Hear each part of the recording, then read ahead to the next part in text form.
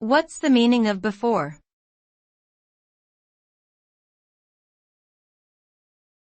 Before.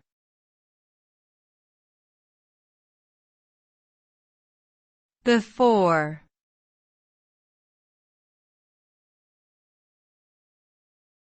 Before.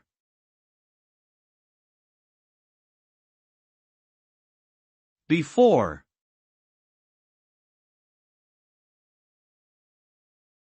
The word before is a preposition that indicates the timing or order of events.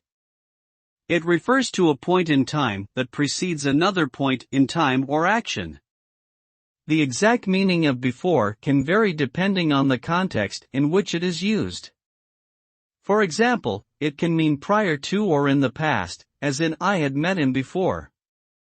Alternatively, it can mean ahead of or in front of, as in he ran before me in the race.